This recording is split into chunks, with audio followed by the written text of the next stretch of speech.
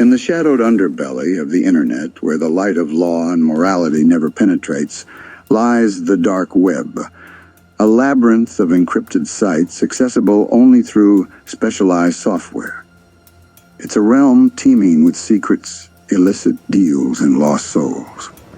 In this digital abyss, one name struck terror into the hearts of those who dared to venture there. The Phantom.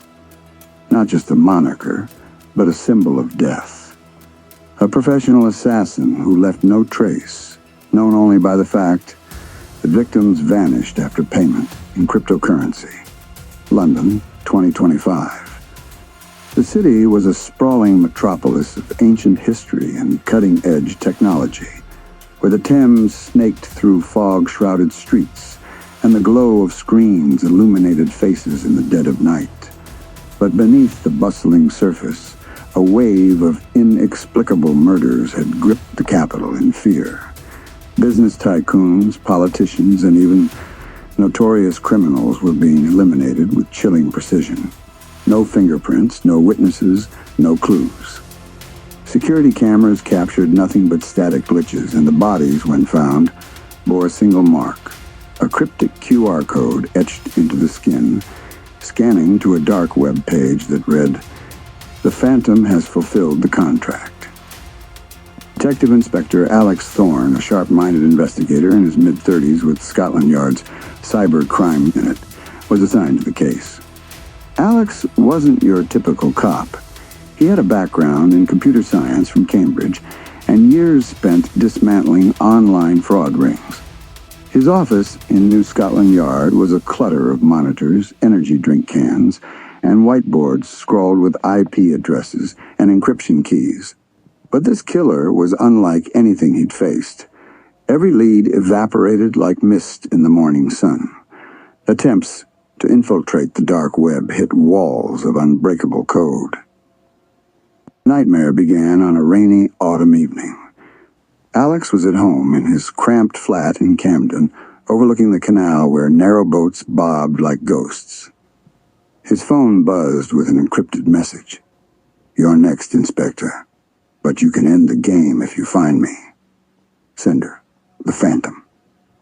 A chill ran down his spine, not just from the threat, but from the audacity. How had they breached his personal device? Alex stared at the screen, his reflection distorted in the rain-streaked window. He wasn't one to back down. Instead, he decided to dive headfirst into the abyss, posing as a potential client on the dark web. Weeks of preparation followed. Alex set up a virtual machine on his laptop, layering VPNs, Tor browsers, and fake digital identities. He created a persona, Mr. Black, a shadowy businessman seeking to eliminate a rival. Navigating the dark web was like wandering through a haunted forest. Sites flickered in and out of existence. Forums whispered of horrors, and marketplaces sold everything from drugs to hit contracts. He found a chat room called The Void, where intermediaries brokered deals for assassins like the Phantom. In the dim glow of his screen, Alex typed his first message. Looking for discreet services, high-value target. The response came swiftly from Broker 7. Proof of funds required. Transfer 0.5 BTC to this wallet. Alex hesitated, knowing this crossed ethical lines, but he used untraceable testnet coins to simulate the transfer. It worked. Broker 7 invited him to a private onion site, a virtual black market auction for kills. As the investigation deepened, the murders escalated. The first victim Alex examined was Reginald Hargrove, a corrupt banker found slumped in his Mayfair penthouse. The room was pristine, no signs of struggle. Hargrove's eyes were wide open, frozen in terror with the QR code on his forearm. Forensic teams scoured the scene, but the only anomaly was a faint electromagnetic pulse that had wiped the building's surveillance. Alex spent nights poring over autopsy reports, poison, untraceable, delivered via a drone perhaps, or something more insidious. Flashbacks haunted Alex as he worked. He remembered his sister, Emily, lost to a cyberstalker years ago. She'd been harassed online until she vanished, her body never found. That trauma drove him into cyber forensics. Now, with the Phantom's threat looming, he wondered if this was personal.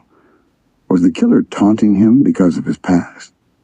One foggy morning, Alex met with his partner, Sergeant Mia Patel, a tech-savvy officer with a no-nonsense attitude. In a crowded cafe near Westminster, they huddled over laptops.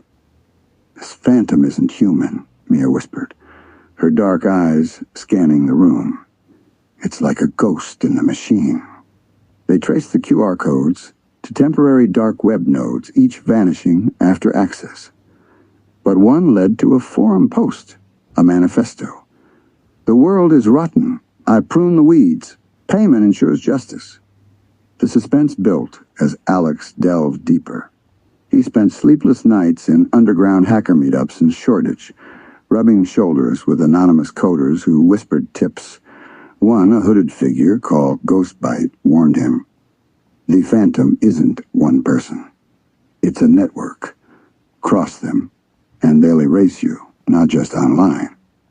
Alex ignored the warning, pushing forward. A breakthrough came when Alex received another message. "Impressive, Inspector. But let's raise the stakes. Hack into the MI5 database and leak a file, or your partner pays the price." Attached was a photo of Mia walking her dog in Hyde Park. Alex's heart pounded. He couldn't comply, but he couldn't risk her life. Instead, he simulated the hack on a dummy server, planting a tracker. The signal bounced through proxies in Russia, China, and finally to a data center in London's Docklands. Racing through the rain-slicked streets in his unmarked car, Alex arrived at the warehouse district. The building was a relic of the industrial era, guarded by razor wire and motion sensors. With Mia as backup, they breached the perimeter. Inside, rows of servers hummed like malevolent hearts. But as they approached the main console, alarms blared. Trap. Shadows moved in the corners. Hired thugs, perhaps?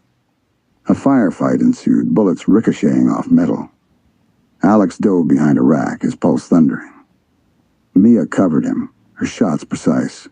They escaped, but not before downloading partial data, a list of targets. Alex's name was there, and Mia's. The horror intensified. Back at headquarters, Alex analyzed the data. The Phantom's victims weren't random. They were connected to a larger web of corruption. Human trafficking rings operating via the dark web. Hargrove had financed them. The next victim, a MP named Victoria Lang, was found in her Kensington home, throat slit with a surgical precision, QR code on her neck. Media frenzy erupted. "Phantom killer strikes again!" Public panic spread, with Londoners locking doors and avoiding the tube after dark. Alex's personal life unraveled. His girlfriend, Laura, a journalist, noticed his paranoia. "You're scaring me, Alex," she said one night in their Islington flat, rain pattering against the windows. "This case is consuming you." He confessed the threats, and she urged him to quit. But he couldn't. That night, a drone buzzed outside their window, dropping a package, a USB drive with videos of Laura's daily routine. "Back off or she dies." Driven by rage and fear, Alex escalated his hunt. He collaborated with Interpol, but bureaucracy slowed them. Alone, he created a honeypot, a fake dark website offering premium assassination services, baiting the Phantom. Responses flooded in, but one stood out. "I see your trap, Inspector. Meet me at midnight, Tower Bridge. Come alone." The meeting was a vortex of suspense. Midnight on Tower Bridge, fog rolling off the Thames like spectral fingers. Alex stood under the Gothic towers, wind whipping his coat. Footsteps echoed. A figure emerged from the mist. Tall, cloaked, face obscured by a mask. "Ah, you think you can catch a shadow?" The voice was modulated, electronic. They circled each other, words like daggers. The Phantom revealed fragments. I was born in this darkness, trafficked as a child, escaped. Now I hunt the hunters. A chase ensued. The Phantom fled across the bridge, Alex in pursuit. Cars honked, pedestrians screamed, down to the riverbank, through muddy paths lined with derelict warehouses. Alex's lungs burned, but adrenaline surged. He cornered the figure in an abandoned boathouse, waves lapping ominously, unmasking. Not a man, but a woman in her late 20s, scarred face, eyes burning with hatred. Her name, Elena Voss, once a victim, now the avenger. In a tense standoff, Elena monologued her descent. Sold on the dark web at 15, tortured, escaped to Berlin, learned coding in squats, built her empire of vengeance. Your world protects the monsters. I end them. Alex empathized. His sister's fate mirrored hers. But justice wasn't vigilantism. This ends tonight, he said, gun drawn. Elena had contingencies. Explosives rigged the boathouse. A detonation timer ticked. 5 minutes. Struggle erupted. Fists, knives, desperation. Alex disarmed her, but she slipped away into the water, vanishing like a phantom. The building collapsed in flames as Alex escaped, fire reflecting in the Thames. The case didn't end there. Elena's arrest warrant went global, but she resurfaced online, taunting. More murders followed, copycats emerging. Alex, scarred but resolute, knew the dark web was infinite. In his flat, staring at the screen, a new message. The Phantom lives on. Round 2. Months passed, the investigation sprawling. Alex traced Elena's origins to an orphanage in Eastern Europe, hacked records revealing her as a prodigy turned rogue.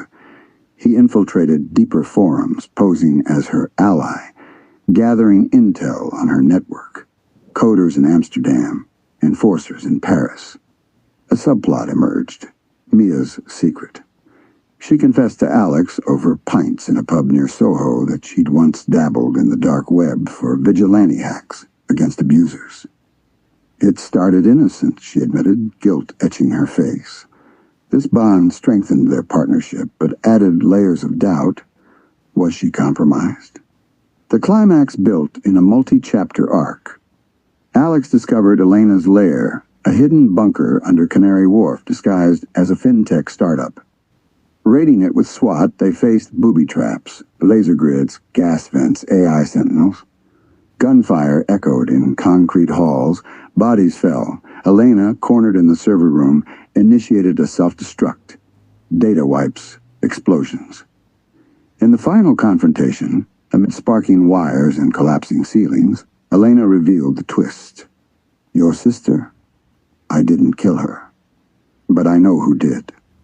She handed a drive before succumbing to wounds. Alex escaped, the bunker imploding.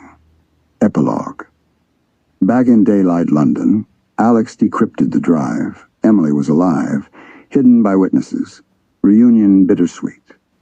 But the dark web churned on. A new name whispered. Phantom 2.0. Alex, forever changed, vowed eternal vigilance. The city slept uneasily, shadows lengthening. The end? Or merely a pause in the eternal game? Word count. Approximately 1,800 designed for extended reading, with detailed scenes to evoke immersion over time.